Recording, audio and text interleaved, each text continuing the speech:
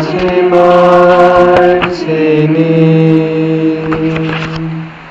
모든 것은 다 지나가는 것 다 지나가는 것 오 하느님은 불변하시니 인내함이 다 이기느니라. 하느님을 소유한 사람은 모든 것을 소유한 것이니 하느님만으로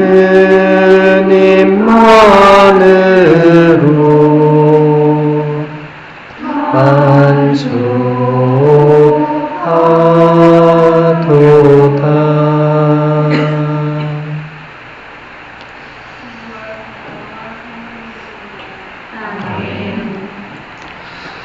네, 아빌라의 대데레사의 이 시가의 한 구절을 노래로 이렇게 만든 건데, 성녀 소아데레사가 또 아빌라의 대데레사 성녀를 롤모델로 이렇게 삼아서 수도 생활을 했거든요. 소아데레사 성녀는 프랑스의 리즈웨라는 파리에서 약간 북쪽으로 기차로 1시간 정도 가면 있는 시골 마을에 거기서 살았죠. 리즈에 가보신 수녀님 손 들어보세요. 이번엔 좀 있네. 손 내리세요. 가서 보신 분들은 아시겠지만 거기 리즈에는 소아데레사 성녀가 먹여 살리는 곳이에요. 메주고리는 성모님이 먹여 살리고 성인 성녀들이 먹여 살리는 곳 많습니다. 리즈에는 소아데레사 성녀 없었으면 평생 아무도 안 갔을 거예요.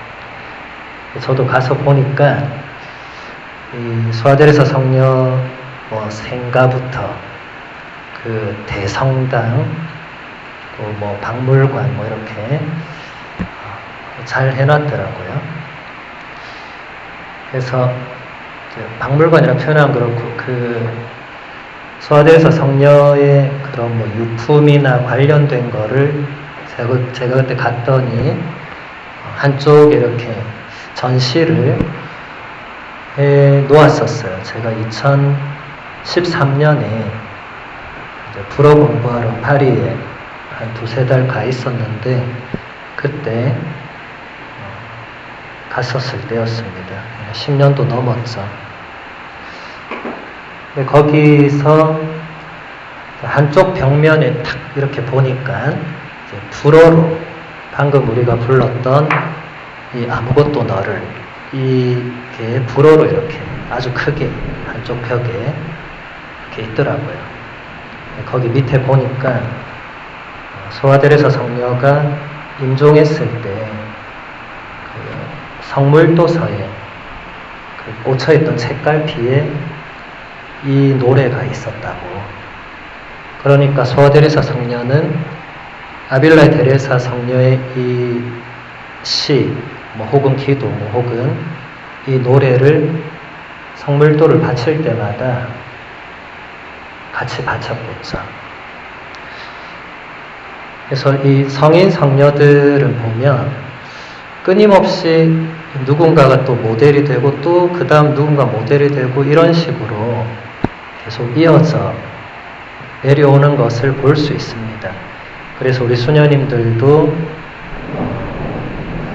존경하는 성인이나 성녀가 있다면 그분을 롤 모델로 삼아서 그분이 추구했던 영성을 나도 따라서 추구하는, 물론 수녀님들은 각 수도의 고유 영성이 있으니까 그것만 충실하게 추구해도 되지만, 그래도 보면 우리 수녀님들 각자가 또 받은 카리스마나 은사들이 고유한 것들이 있고, 그런 게 또 본인하고 잘 맞는 또 성인 성녀들이 있을 수 있죠. 저도 제 세례명은 이제 파트리치오지만 저는 바오로 사도를 굉장히 모델로 따르고 있고, 이제 교부들을 만나면서 또 여러 교부들을 이제 모델로 또 따르고 있고, 물론 파트리치오도 교부 중에 한 분이시고, 그래서 꼭 여러분들이 꼭 그 하나의 영성에 거기에만 이렇게 매여 있을 필요는 없다. 여러분 수도의 장상이 들으면 별로 안 좋아할 수도 있겠지만 그 교회 신앙의 유산은 매우 풍요로워요. 그래서 수녀님들이 꼭 죽을 때까지 물론 한우물을 파고 계시니까 그런데 다양한 성인들을 접하는 것도 제가 볼 때는 그게 나쁘지 않은 이상 유익한 겁니다. 원래 오늘 오전에 강의를 했기 때문에 저녁에 수녀님들 쉬게 해드려야 되는데 제가 내일 아침에 가야 돼요. 그래서 제가 너무 빨리 가는 것 같아서 저녁에 강의 하나만 더 하면 좋겠다. 내일부터는 제가 여기 없고 여기 화면에 이제 칠판이고 소용없어요. 이제 제가 쓸 일이 없어요. 연결이 잘 돼야 될 텐데 아마 잘 될 겁니다.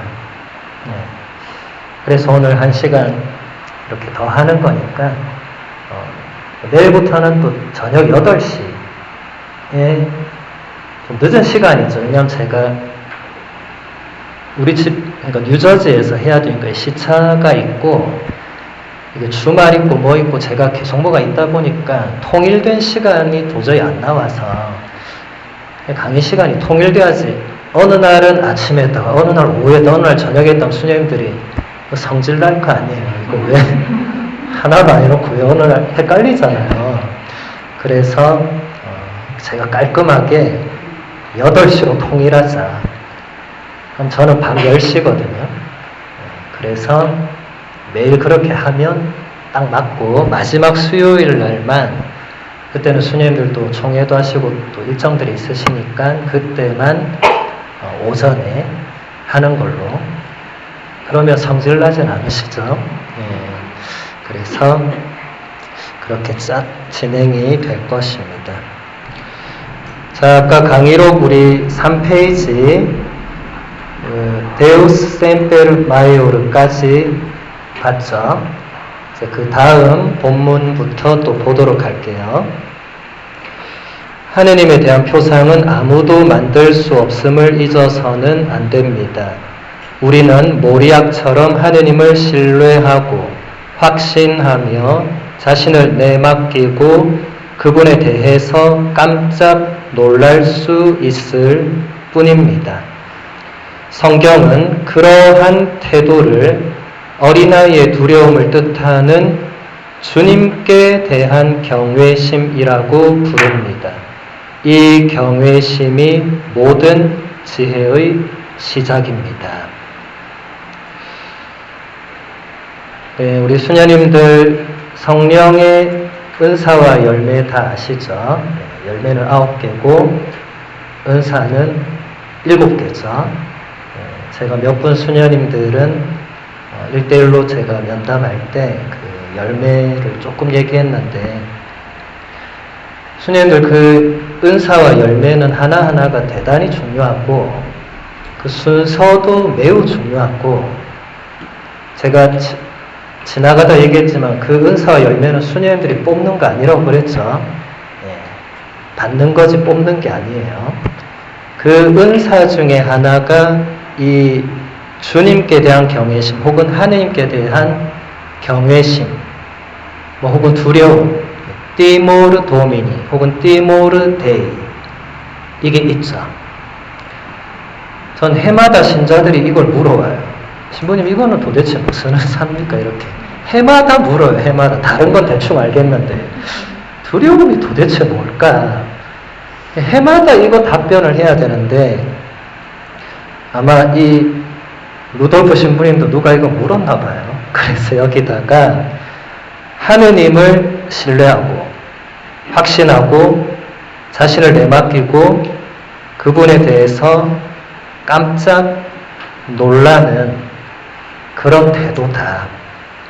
네 가지로 지금 설명을 하고 있죠. 이게 뭐 인간적인 공포 그런 차원이 아니고 하느님을 신뢰하고 확신하고 자신을 내맡기고 하느님에 대해서 깜짝 놀라는 것.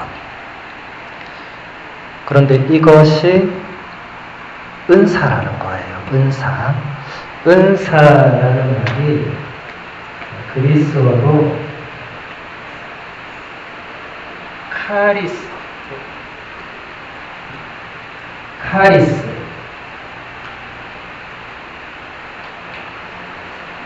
카리스라고 하는 말을 우리가 지금 은사 뭐 여러 가지로 할 수 있는데 카리스의 뒤에 카리스마 이렇게도 많이 이렇게 붙여서 갑자기 말하는 거죠. 카리스. 그러니까 이것은 하느님께서 우리에게 주시는 호의, 선물, 은총, 은사, 달란트, 재능. 스님들 고대어는 현대어처럼 세분화되어 있지 않기 때문에 한 단어가 최소 10가지 이상 의미가 있어요.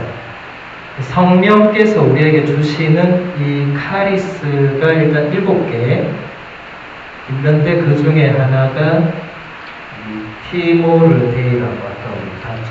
티모르데이.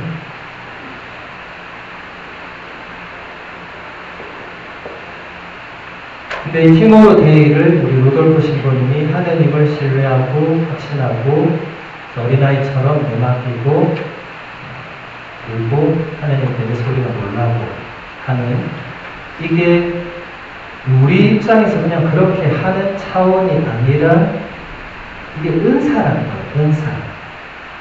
하느님을 신뢰하는 것도 은사. 하느님의 그 사랑과 선물을 확신하는 것도 은사. 하느님에 대해 놀라는 것도 은사. 지금 제가 여기서 말하고자 하는 것은 제가 한 번씩 얘기한 이 주도권이라는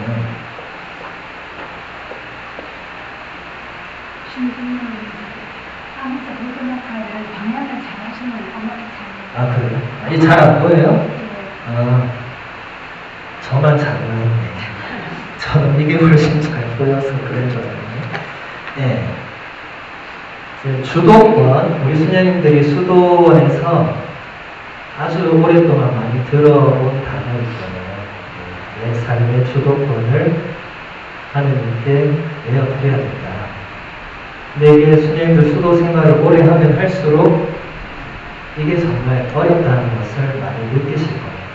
주도권을 내어드려야 되는데 우리가 안 내어드리고 내가 자꾸 주도권을 가져가려고 하죠. 말씀을 뽑는다, 성경 해설 뽑는다 그런 표현을 제가 못 쓰게 하는 이유도 이 단어 때문입니다. 물론 이런 걸 전혀 의식하지 않고 사람들은 그냥 말씀 뽑기, 은사 뽑기 이렇게 하겠지만 저는 그 표현 자체를 쓰지 말라고 해요. 그냥 자기도 모르게 자기가 이 중에 하나를 고른다는 거잖아요. 자기가 원하는 것을. 이건 좀 맞지 않다. 스님들도 이건 조심해야 돼요. 우리가 원하는 것을 청할 수 있지만 성령께서 주시고자 하는 게 내가 원하는 거랑 다를 경우에는 어느 것이 더 유익한 겁니까? 당연히 성령께서 나에게 주시고자 하는 게 훨씬 더 유익하겠죠. 내가 지금 당장 그게 필요하다고 느끼지 못할지라도 다른 문제죠. 그래서 이 수녀님들이 은사와 이 열매에 대해서는 저 주도권이란 단어와 항상 연계해서 그것들을 하나하나 이제 묵상하고 또 특히 내가 받았다고 확실하게 인지하고 있는 열매와 은사가 있을 수 있어요.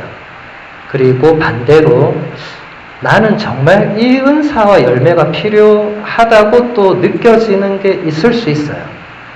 그리고 그게 해마다 똑같지 않고 다를 수 있어요.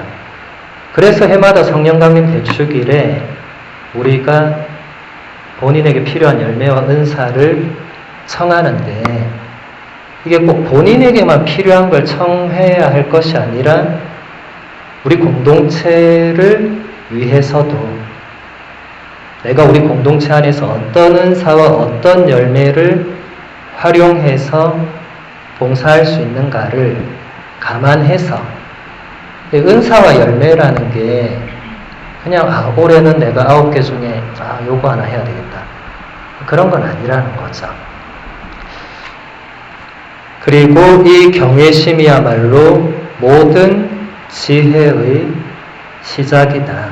이것은 구약의 지혜 문학에서 자주 등장하는 말씀이죠. 하느님을 두려워하는 것이 지혜의 시작이다. 시편에도 자주 나오고. 그러니까 하느님을 신뢰하고 확신하고 자신을 내맡기고 하느님에 대해서 깜짝 놀라는 이 태도가 지혜의 시작이다. 요한 마리아 비안네 성인이 십자가는 모든 책 가운데 가장 훌륭한 책이라고 그런 말씀들이 다 연결되는 맥락이 있거든요. 성경이 말하는 지혜는 우리가 세상적으로 알고 있는 그 지혜랑 다른 거예요.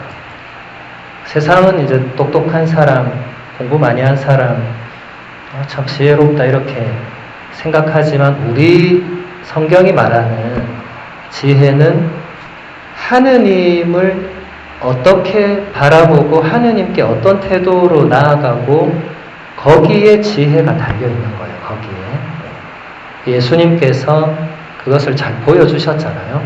어떻게 하느님께 기도해야 되고 어떻게 하느님을 신뢰해야 되고 어떻게 하느님과 함께 해야 되고 예수님은 언제나 모범 답안이시죠. 그 다음 본문 하느님은 다른 것이 존재하는 것처럼 존재하지 않으십니다. 그분은 다른 존재자 곁에 있는 또 다른 존재자가 아니십니다. 오히려 그분은 만물 안에 가장 근원적인 근거로 존재하십니다.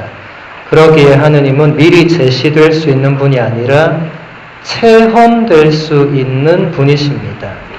그것도 만물의 기초가 되고 만물을 지탱하고 에워싸시는 심오한 신비로 체험되는 분이십니다. 더욱 기묘한 점은 이런 신비 자체를 스스로 체험하는 사람은 이 세상 만물 안에서 그 신비를 발견한다는 것입니다. 고대 철학자들은 절대적인 근원, 어떤 우주 만물의 가장 원인이 되는 존재, 여기까지는 그 철학적인 추론과 사고와 그 이성적인 작용으로 거기까지 갔어요. 그것도 대단한 거예요. 뭐 아무나 그렇게 못 가니까.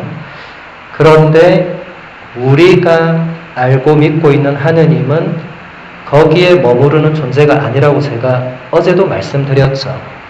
그분은 신비로 당신을 드러내기 때문에 이것은 우리가 머리로 알아들을 수 없다. 한계가 있다는 거죠. 그 대신에 체험으로 가능하다. 물론 여기서 말하는 체험도 좀 천차만별의 성격이 있는데 마더 데레사 성녀의 나의 빛이 되어라라는 유명한 책 혹시 기억나세요? 마더 데레사 성녀의 약간 자서전 형태를 띈 책인데 영적 지도 신부님과 나누었던 편지, 대화 이런 것들을 이제 모아서 책으로 냈는데 그 책의 표지가 시커멓거든요. 왜 시커멓게 했겠어요? 영혼의 어두운 밤을 표현하려고 한 거죠. 마더 데레사 성녀가 거기서 얘기했던 게 그 당시에 세상에 충격을 안겨줘서 지금 뭐 다 잊어버렸겠지만 그 책을 핵심적으로 한마디로 요약하면 마더 데레사 성녀가 본인은 캘커타 가서 초창기에 딱 한 번 하느님 체험을 강렬하게 하고 그 뒤로 50년 동안 단 한 번도 추가적 체험을 하지 못했다. 거기서 끝난 게 아니고 그 뒤로 50년 동안 나의 내면은 끝도 없는 심연의 어두운 밤이었다. 그래서 사람들이 너무 충격을 받은 거예요. 그럼 그분이 그렇게 웃으면서 막 사람들, 가난한 사람들하고 이렇게 보살펴주고 어린아이들 돌봐주고 뭐 먹여주고 그 영혼이 내면이 어두운 밤인데 그 어떻게 그렇게 할 수가 있었는가? 저는 마더 데레사 성녀가 강조하려고 했던 포인트를 사람들이 그때 잘못 알아들었다고 생각해요. 마더 데레사는 본인의 어두운 밤을 강조하려고 했던 게 아니고 하느님 체험은 그 한 번으로 충분하다. 그리고 그런 체험이 없어도 충분하다. 이걸 말하려고 했을 것 같아요. 저도 지금 오래전에 읽어서 좀 기억은 잘 안 나는데 아마 우리 수녀님들도 수도원 들어오실 때 그런 어떤 성소에 대한 체험이라든지 아니면 그런 게 없더라도 수도 생활을 이렇게 지탱해 나가는 어떤 원동력이 되는 그런 뭔가가 있을 건데 저도 사실 제가 신학교 들어가기 전에도 아무 체험이 없었고 신학교 들어가서는 맨날 언제 나갈까 그 생각만 했었고 타이밍을 놓쳐서 여기까지 왔는데 근데 저도 중간에 딱 한 번 그런 체험이 있었어요. 딱 한 번. 전혀 예상치 않았던 상황에 딱 한 번. 근데 이 하느님 체험도 사람마다 다 굉장히 달라요. 저는 그때 이 빛으로 이렇게 오시더라고요. 예수님을 제가 실제로 보지는 못해요. 예수님 실제로 보면 이제 죽어야 되잖아요. 그러니까 실제로 보면 안 됩니다, 수녀님들. 빛으로 이렇게 오시는 거죠. 제가 이렇게 눈을 감고 어떤 성가를 듣고 있는데 구원자 예수 너의 사랑이라는 최연숙 아가다 씨 곡 다 아시죠? 잘 모르세요? 네, 그 아주 아름다운 곡이잖아요. 그 노래를 이렇게 듣고 있는데 듣다가 가만히 듣고 있는데 어느 순간 이게 최연숙 아가다님의 목소리가 예수님의 음성으로 바뀌더라고요. 분명히 여성의 음성으로 듣고 있는데 이 아가다 씨가 나한테 말하는 게 아니더라고요, 갑자기. 그러니까 예수님께서 저한테 그 노래 가사 그대로 저한테 말을 하시는 걸 느꼈어요. 그 가사가 보면 사랑한다 너를 부족해도 가난해도 아파시는 발 때도 사랑한다 내가 너를 원한다 나는 구원자 예수 너의 사랑이다 하고 제가 하도 많이 듣고 불러서 너무 다 알고 있는 그 가사에서 예수님께서 저한테 그렇게 말씀을 하시더라고요. 그래서 제가 눈을 뜨려고 했는데 눈이 안 떠지는 거예요. 제가 잠든 것도 아니었는데 무슨 눈에 딱풀 붙인 것처럼 아무리 힘을 줘도 눈이 안 떠져서 내가 오늘 정말 미쳤구나 이렇게 생각하고 있는데 이제 어떤 앞에 이제 눈을 감고 있으니까 컴컴하잖아요. 근데 앞쪽에서 이렇게 빛이 이렇게 서서히 보이면서 그 빛이 이제 십자가 모양으로 이렇게 보이고 근데 거기서 계속 또 그 노래가 나오는 거예요. 그게 저한테는 제가 이렇게 말로 표현할 수 있는 하느님 체험이고, 근데 이런 거 말고도 우리가 정말 하느님께서 나를 도와주셨구나, 혹은 하느님 정말 나를 사랑하시는구나, 하느님이 나를 용서해 주시는구나, 하느님 나를 이끄시는, 이런 체험은 얼마든지 우리가 할 수 있고 하고 있습니다. 그것을 본인이 어느 정도로 인지하고 자기 안으로 그것을 받아들이느냐, 그렇지 않느냐가 중요하겠죠. 그리고 여기서 또 한 가지 중요한 점은 다른 사람이 무슨 체험을 했는가는 그렇게 중요하지 않습니다. 수녀님들, 다른 수녀님의 그 환시른 거에 관심 갖지 마세요. 그렇게 나하고 중요한 거 아니에요. 그분이 환시에 빠진 거는 또 그분 나름 하느님께서, 하느님은 우리와 모두 1대1로 만나시죠. 고유하다는 거예요. 저 수녀님하고는 환시 중에 얘기할 수 있어요. 근데 나한테는 절대로 환시 중에 얘기 안 할 수 있어요.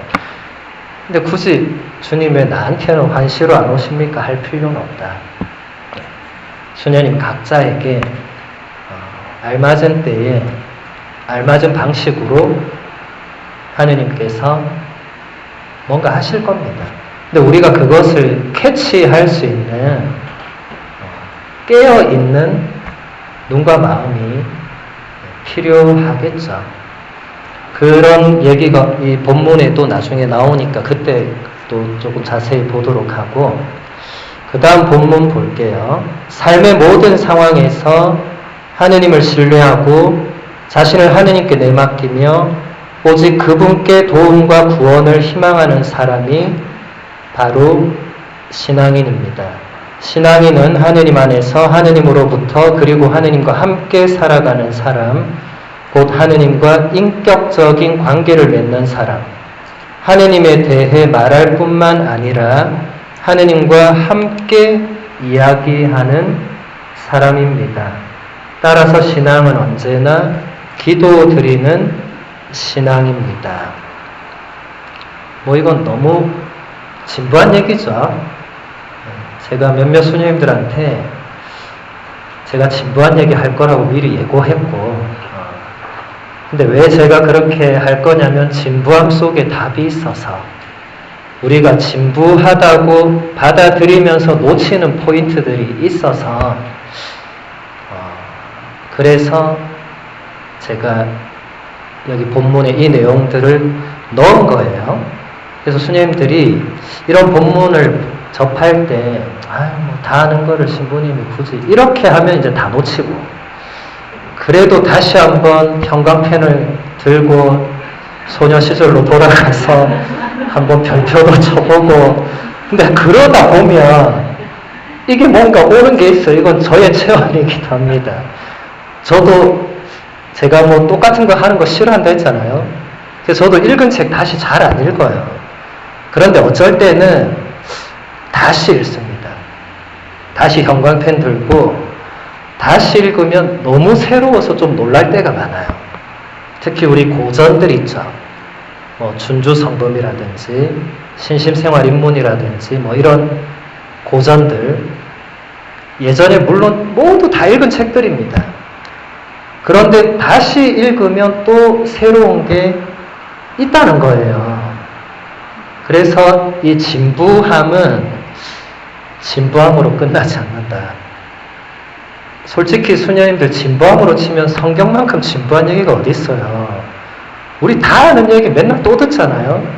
그런데 제가 어제 말씀드린 예수 그리스도는 어제도 오늘도 영원히 새로운 분이라고 프란치스코 교황님께서 그리스도는 살아계십니다 라는 권고, 기억하실지 모르겠는데 그 권고에서 그리스도께서는 영원한 새로움이다. 저는 그 표현을 딱 접하고 강론 준비를 더 열심히 해야겠다고 생각했습니다. 왜냐하면 복음서는 3년 주기로 돼 있어요. 이제 3년 지나면 신부는 이제 그 복음을 다 자기가 한번 묵상하고 강론 준비해 본 거예요. 그럼 이제 4년째부터는 어떻게 해야 됩니까, 이제 옛날 걸 한 번씩 보는 거예요. 내가 이걸 어떻게 했나고. 근데 그러다 보면 어느 순간 바닥을 보게 돼 있어요. 저도 로마 유학 가기 전에 보좌 신부 생활을 딱 3년 했는데, 딱 3년 끝나갈 무렵에 이제 복음을 묵상하는데 더 이상 제 안에 진짜 나올 게 없다는 걸 깨달았어요. 그러니까 신학교 10년 공부한 게 딱 3년에 끝나더라고요.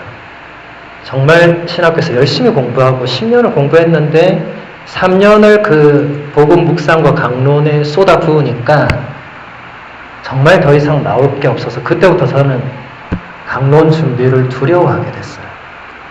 너무 하기도 싫고 내일이 안 왔으면 좋겠고 돌아서면 강론을 준비해야 되니까 미치겠네. 미사 끝나면 좀 쉬어야지가 아니고 내일 복음이 뭔가 이러고 있으니까 아니 이거 너무한 거 아닙니까? 괜히 그 말 한마디 했다가 로마로 가게 됐습니다. 로마 가서 7년 동안 강론에는 해당됐었죠. 그 대신 공부한다고 더 죽을 뻔했는데 그래서 그런데 제가 그리스도는 살아계십니다. 그것을 보고 프란치스코 교황님의 그 말씀을 다시 한번 새기면서 복음서에 영원한 새로움이 있다. 특히 수녀님들 교부들의 성경주해 시리즈가 지금 다 완간되었어요. 한글로도. 영어는 옛날부터 있었고 총 29권인데 복음서도 다 주해가 되어 있는데 그런 것도 참고하시면 굉장히 도움됩니다.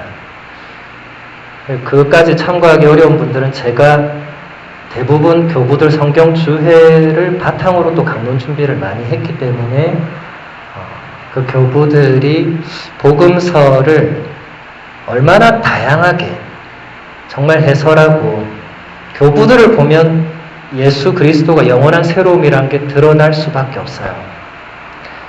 그래서 그 책들을 참조하시면 도움이 됩니다. 우리의 신앙은 하느님과 함께 관계 맺고 대화를 나누는 아주 단순한 신앙입니다. 아주 단순한. 그 두 개만 잘하면 됩니다. 관계 잘 맺고 대화 잘 나누고. 근데 이 두 개가 잘 안 되니까 우리가 고전하는 거겠죠. 잘 되면 뭐하러 여기 이렇게 모여서 이렇게 강의 듣고 씨름하고 하겠어요.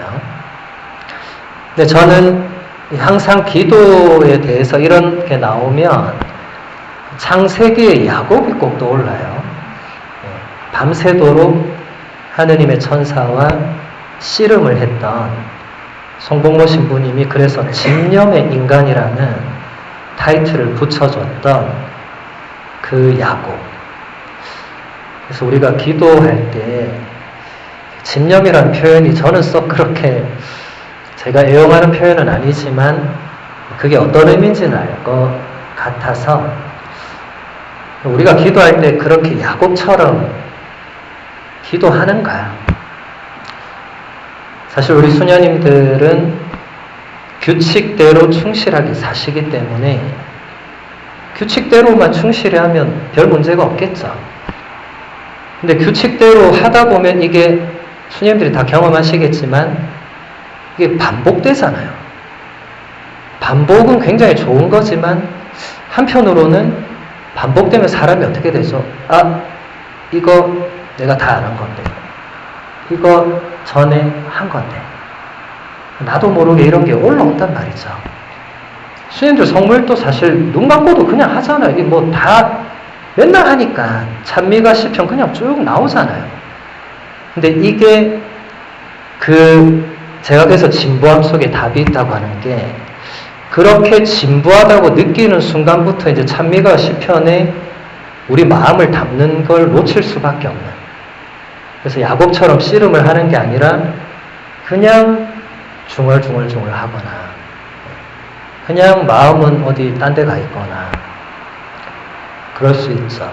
물론 매번 야곱처럼 씨름하면 수님들 수도생활 힘들어서 못 버틸 거고 그런 의미는 아니라 우리가 그냥 진부하다라고 미사, 성체조배, 성물도, 성경 묵상, 영적 독서, 묵주기도 진부하다고 느낄 때 조심해야 된다. 그거 매일 그냥 하기만 하면 되는데 그거가 진부하다고 느끼면 어느 순간부터 하기 싫어져요. 수녀님들은 다행히 공동체를 이루고 사니까 하기 싫어도 해야 되잖아요. 근데 그게 수녀님들을 지켜주는 길입니다. 우리 사제들은 혼자 있잖아요. 하기 싫으면 안 합니다. 근데 며칠 안 하잖아요. 근데 그럼 이제 정신이 들어요. 아, 다시 할 때가 되었다. 그리고 죄송합니다 하고 다시 합니다. 전 그럴 때마다 공동체가 필요하다 이런 걸 많이 느껴요. 물론 수녀님들은 제가 이런 이야기하면 신부님 우리는 혼자 살고 싶습니다 또 이래요. 어떡하죠? 이거 서로 이렇게 남의 떡이 커 보이니 어쩔 수 없는 것 같다. 그래도 수녀님들 공동체가 좋습니다. 공동체가. 혼자서 그 모든 것을 감내하는 그거는 쉽지 않아요. 그래서 같이 사는 동료 수녀님들과 함께 사는 것이 비록 대단히 힘들고 어려우시겠지만 그래도 공동체는 나를 지켜주는 힘입니다. 그 동료가 없다면 나를 지켜주는 힘의 한 축이 빠지는 거죠. 그렇게 생각하면 그 동료 수녀님의 그 소중함과 가치를 다시 생각할 수 있을 겁니다. 그 다음 본문, 그런데 우리가 기억할 점은 이런 신앙은 힘겨운 시련을 많이 겪어야 한다는 것입니다. 성경의 하느님은 만물을 지탱하고 감싸주고 섭리하시기에 우리가 경탄할 수밖에 없는 분일 뿐만 아니라 우리의 머리로는 종종 이해할 수 없는 분이기도 합니다. 그분은 우리의 머리로는 이해할 수 없고 당황하여 머리를 가로저을 일들을 행하고 허용하시기 때문입니다. 아브라함은 하느님의 말씀에 따라 외아들을 데리고 묵묵히 산으로 올라갔습니다.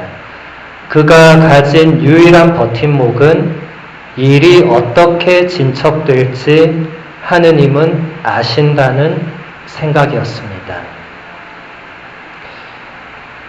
신앙은 힘겨운 시련을 많이 겪어야 한다. 각주 5번에 보면 카를로 마리아 마르티니 추기경님의 약함의 힘, 시련의 때에 드리는 믿음의 응답이라는 책의 한 부분을 제가 발췌를 해왔어요.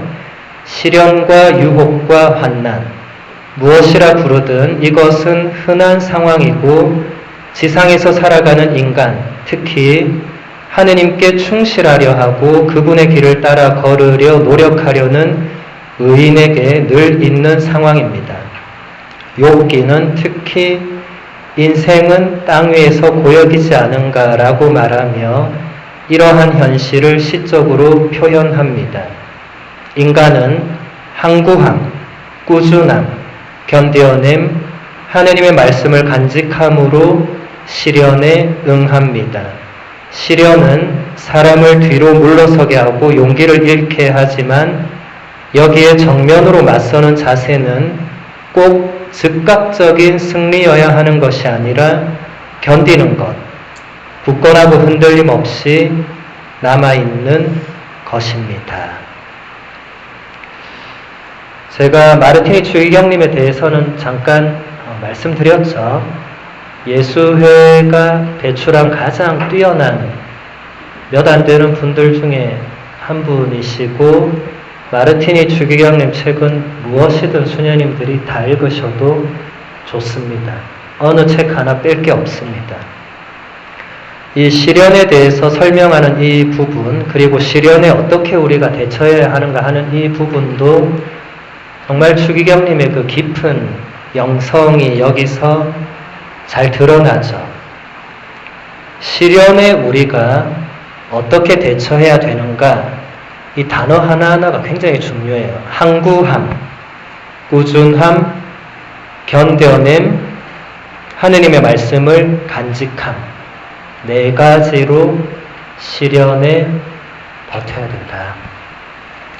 근데 우리 수녀님들 항구하고 꾸준하려면 제가 아까 말씀드린 그 진부한 것들을 또 해야 돼요.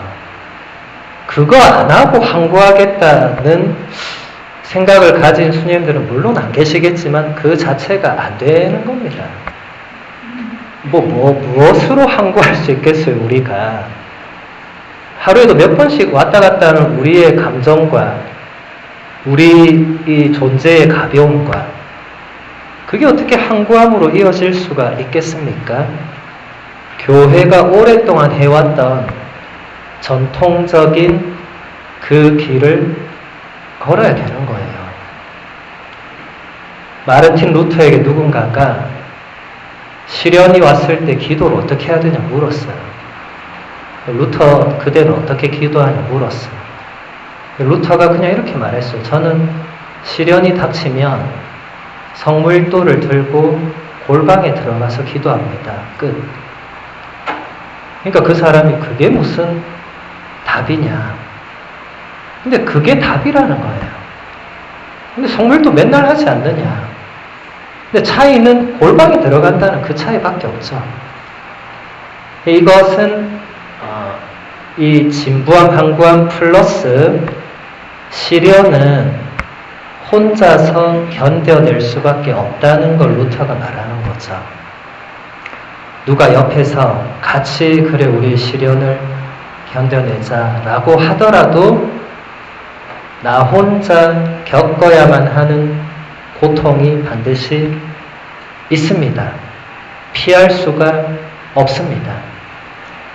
예수님의 십자가 길을 떠올려 보시면 쉽게 이해가 되겠죠. 시몬이 십자가를 지는 걸 도와주기는 했어요. 분명히. 역사적 사실이죠. 그런데 시몬이 끝까지 십자가 지고 가서 거기 가서 못 박히지 않잖아요.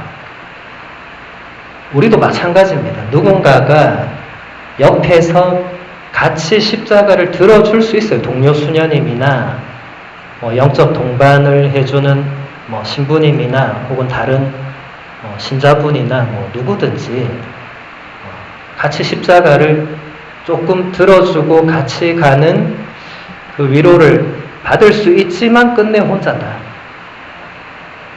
어쩔 수 없습니다.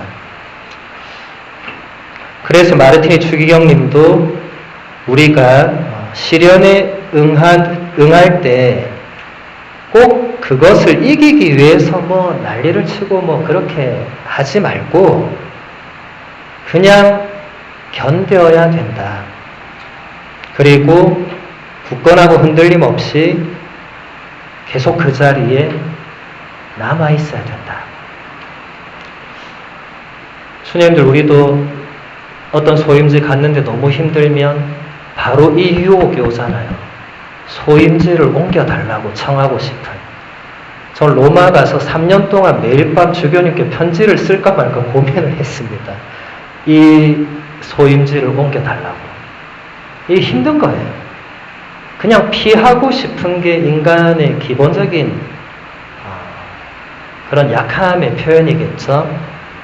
마르틴 추기경님도 약한 부분이 있었겠죠. 그분이 슈퍼맨이 아니었기 때문에. 근데 피하려고 해도 피할 수 없는 그게 시련이라는 걸 깨달았겠죠. 그래서 지금 수녀님들 계신 삶의 자리에서 장상이 다시 오라고 하기 전까지는 거기서 버티셔야만 된다는 겁니다. 이런 말씀 드리는 저도 참 죄송하지만 다른 길이 없는 거예요. 아마 수녀님들도 제가 로마에서 했던 것처럼 오늘 밤에 장상한테 꼭 편지를 쓰리라. 그럴 수 있어요. 근데 제가 지나고 돌아보니까 그때 안 쓰기를 참 잘했다고 생각합니다. 그때 썼으면 이제 인생극장 B가 어떻게 됐겠죠. 근데 저는 그 B 플랜을 생각을 해본 적이 없기 때문에 잘 모르겠지만 적어도 그때 장상에게 저의 소유주를 옮겨달라고 청하지 않은 것은 제가 제 인생에 몇 안 되는 잘한 선택이었다. 왜냐하면 잘못한 선택이 훨씬 많으니까 그때 제가 청했으면 빨리 돌아갔겠죠. 근데 그런 것은 우리의 이 수도생활, 사제생활, 이 부르심의 길에 좋은 자세는 아닐 거라고. 왜냐하면 한번 그렇게 하면 다음에 또 그렇게 안 한다는 보장이 없어요. 실제로 아마 수녀님들도 공동체에 그런 분들 계실 거예요. 우리 사제도 그런 분이 있어요. 보냈는데 오래 못 있는 거예요. 또 주교님께 청하는 거예요. 또 어디 딴 데로 또 가게 해달라고. 안 되는 거예요, 어떻게. 그래서 이게 참 수도 생활을 오래 하고 사제 생활을 오래 하고 그게 중요한 게 아니고 한번 거기에 명 받았으면 다시 끝날 때까지 버틸 수 있는 그게 진짜 중요한 건데 수녀님들 순명 한 번 했다고 해서 그 뒤에는 자주 바꿔도 되는 게 서원의 의미 아니잖아요. 한 번 하고 죽을 때까지 가는 게 서원이잖아요. 장상이 어디 가세요 했으면 했으면 끝난 거잖아요. 다시 여기로 가세요 하기 전까지는 끝난 겁니다. 물론 힘들 때는 뭐 청하고 싶은 생각도 들 수 있겠지만 그리고 어떤 때는 정말 바꿔야 될 때도 있어요. 근데 그건 수녀님들이 잘 식별하셔야 됩니다. 또 제가 이런 얘기 했다고 죽을 때까지 그냥 거기 이렇게 막 버티다가 나중에 저를 원망하지 마시고 식별을 잘 해야 되죠. 그래서 수녀님들 영적 지도자나 영적 동반자에게 도움을 청하는 건 중요하죠. 본인이 혼자 식별하는 건 좀 위험하죠. 특히 힘들 때는 혼자 식별해서 결정하면 안 돼요. 저도 로마에서 그래도 버틸 수 있었던 게 식별은 거기까지 했는데 결정하기 전에 그래도 다른 신부님들한테 물어봤거든요. 다른 신부님한테 물어보니까 야 그냥 술이나 먹어 막 이런 분들이 대부분이었지만 근데 술 먹고 나면 이제 잊어버리고 자는 거예요. 그냥 다음 아침에 어제 편지를 썼어야 되는데 넘어가는 거죠. 고비를 넘어가는 거죠. 좀 말도 안 되는 방식이지만 그렇게 또 넘기는 거예요. 그러니까 수녀님들도 본인이 혼자 결정해놓고 옆에 사람한테 말하지 말고 결정하기 전에 동료 수녀님이나 영적 지도자나 동반하는 분에게 이 식별이 정말 나에게 지금 맞는 것인지 도와달라 그렇게 청할 수 있습니다. 여기서 마지막 줄 한번 볼게요. 아브라함은 하느님 다시 본문으로 오셔서 아브라함은 하느님 말씀에 따라 외아들을 데리고 묵묵히 산으로 올라갔다. 아브라함이 가진 유일한 버팀목은 일이 어떻게 진척될지 하느님은 아신다는 생각이었다. 제가 지금 몇 번 얘기하는데 우리가 아는 거하고 하느님이 아시는 거는 다른 차원이죠. 아브라함이 아들을 죽이러 가는 길에 유일하게 그 길을 끝까지 걸어갈 수 있었던 것은 하느님이 보고 계시고 하느님이 어떻게 무언가를 하실 거고 하느님이 내 마음을 아신다는 그 확신으로 아들 데리고 끝까지 가서 아들을 묶고 칼을 들고 아들 목에 갖다 대려고 한 거였죠. 쇼한 거 아니었죠. 정말로 이제 이삭을 죽이려고 했잖아요. 그래서 수녀님들 이번 피정 때 창세기 22장 꼭 한번 읽고 묵상하는 시간을 가지시면서 그 아브라함의 마음과 하느님이 보신다. 제가 섭리 설명할 때 얘기했던 또 하느님이 아신다. 이것을 지금 수녀님들께 한번 적용시키는 그런 묵상의 시간을 꼭 가지시기를 바랍니다. 숙제는 아니고 그냥 해보시라는 거니까. 그 다음 본문 프랑스와 모리학은 이렇게 말합니다. 죄가 하느님과의 결합을 방해한다고 우리에게 확신시키는 일은 어떤 의미에서 가톨릭 종교 교육의 착각이다. 실제로는 그렇지 않다. 우리에게서 결코 떠나지 않는 하느님의 시선을 벗어나게 할 수 있는 것은 아무것도 없다. 그분은 우리의 악행에 다소 슬퍼하실 뿐이다. 두 인격 사이에 이루어지는 대화를 끊는 일은 오직 우리에게서 일어난다. 우리는 하느님을 저버리지만 하느님은 우리를 끝까지 버리지 않으신다.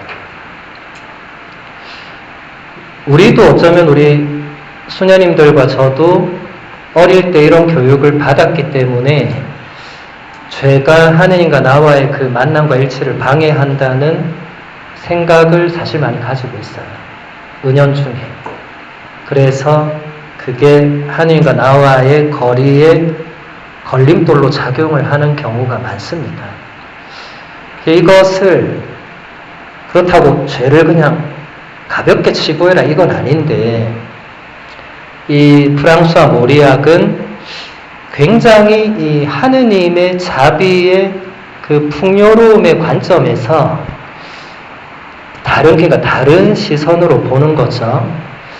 우리에게서 결코 떠나지 않는 하느님의 시선을 벗어나게 할 수 있는 것은 아무것도 없다. 그러니까 우리의 죄가 그렇게 할 수 있는 게 아니라는 거죠.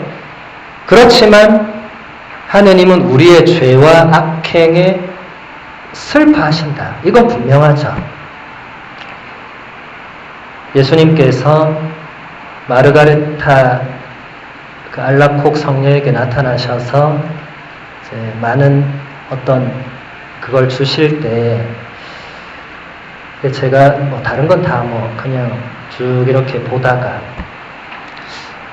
예수님께서 나를 굉장히 슬프게 하는 게 있다고 그 부분이 탁 이렇게 오더라고요.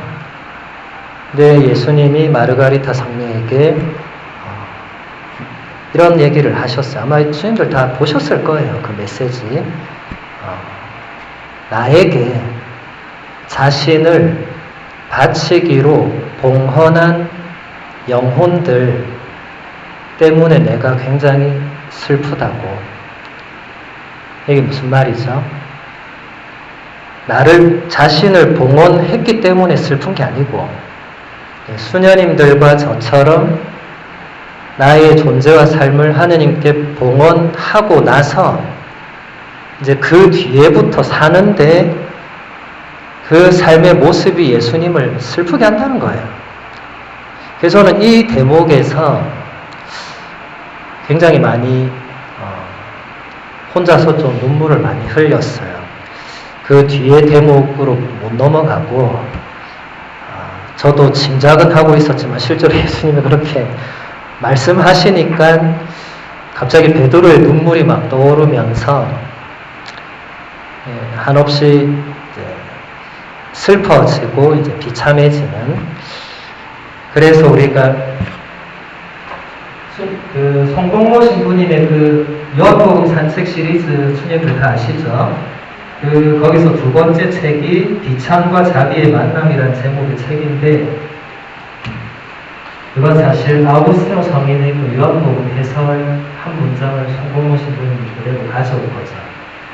우리는 비참한 존재주, 라틴어로 하면 미제르,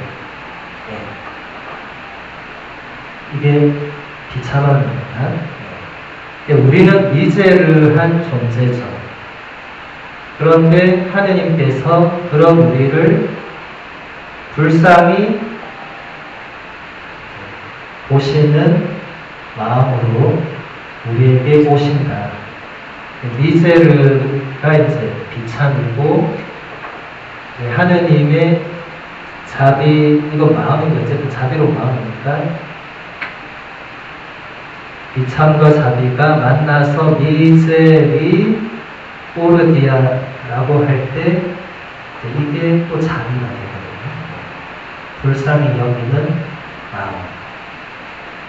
이건 사실 아우구스티노 성인이 요한복음 8장 가늠하다 붙잡힌 여인 그 해설할 때 마지막에 가늠한 여인과 예수님 둘만 남잖아요.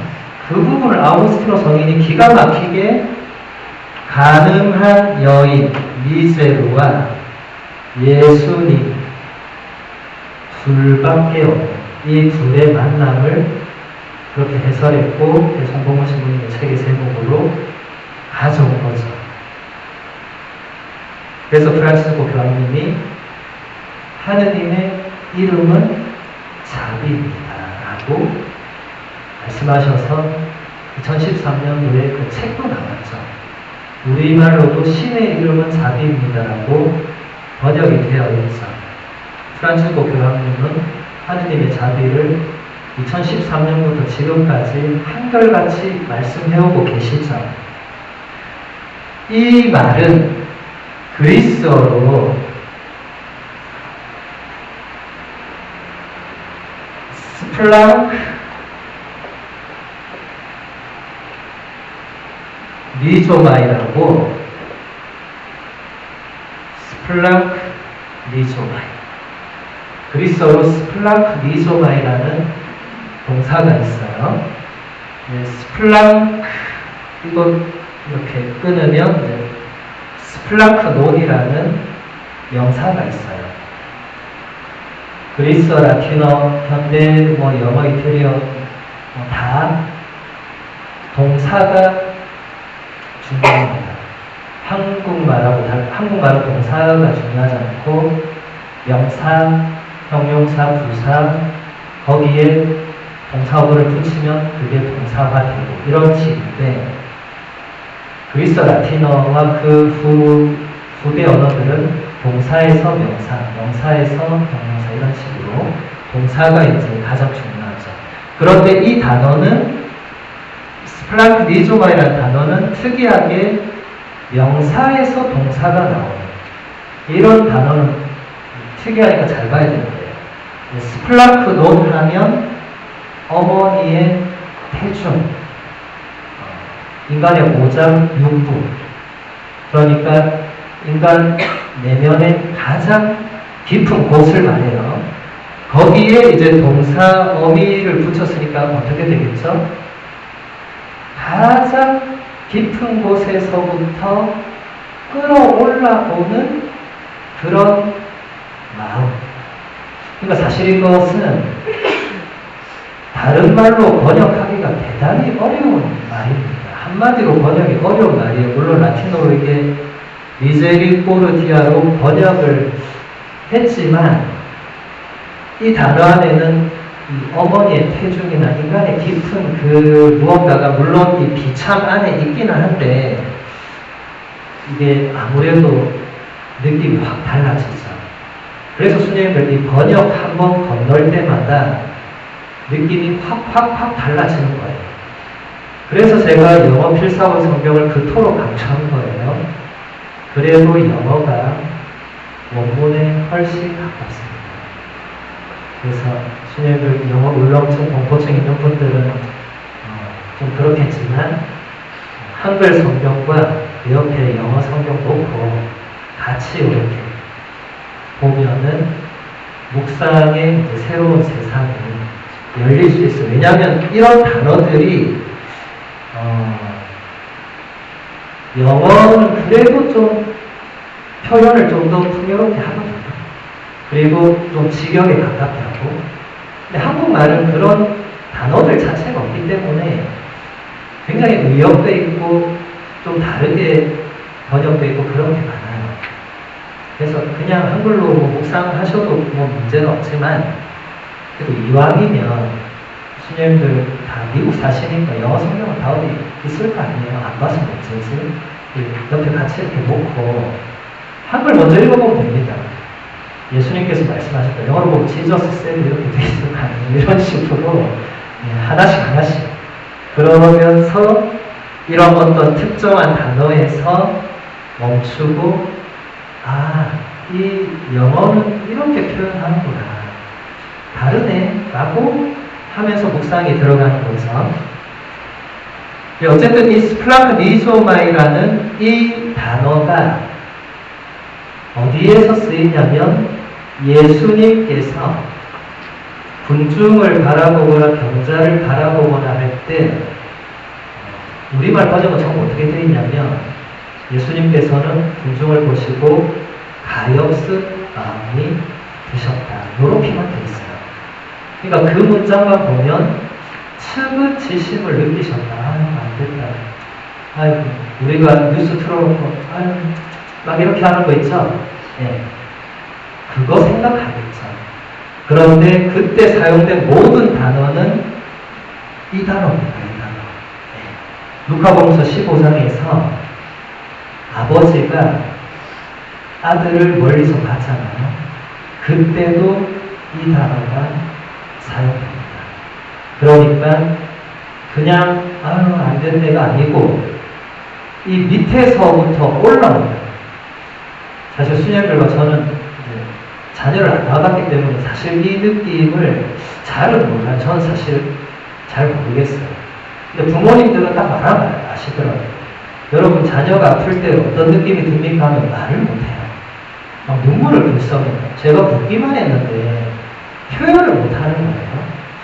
근데 저는 자녀가 없으니까 얘가 아플 때 내가 무슨 강아지라도 키워볼까 생각하다가 귀찮아서 안 되겠고, 그러니까 우리 자기가 느낄 수 없는 어쨌든 그 마음을 예수님께서 우리를 바라보실 때마다, 그러니까 수녀님들이 감실 앞에 갈 때마다 예수님이 나를 바라보는 눈빛은 언제나 저 동사라는 거예요. 우리가 감실 앞에 고개를 떳떳이 들고 들어가는 경우는 아마 거의 없을 거예요. 바리사이의 후계자가 아닌 이상은 대부분 우리는 성전에 들어가면 오늘도 죄송합니다 이런 식으로. 그런데 예수님의 시선은 언제나 이 단어에 있다는 거예요. 그럼 우리도 언제나 루카복음서 18장에 나오는 그 세리의 기도, 오 주님, 죄 많은 저를 불쌍히 여겨주십시오 할 때도 이 단어가 쓰입니다. 불쌍한 저를, 비참한 저를 불쌍하게 여겨달라. 그 세리가 의롭게 되어서 집으로 돌아갔죠. 그래서 우리가 이 하느님의 자비에 대해서 단순히 나를 용서하실 것이다, 사랑하실 것이다, 그런 차원이 아니라 하느님은 항상 나를 바라보실 때 하느님의 그 존재 깊은 곳에서부터 끌어올라오는 그 마음으로 항상 우리를 바라보고 계신다. 그게 우리에게 얼마나 기쁜 소식이 되겠습니까? 그래서 수녀님들 여기 나오는 대로 우리는 하느님을 저버리지만 하느님은 우리를 끝까지 버리지 않으신다는 것을 늘 힘들고 어려울 때 기억하시면서 수도 생활을 기쁘게 해나가시면 좋겠습니다. 다음 본문부터는 내일 강의 때 보도록 하겠습니다.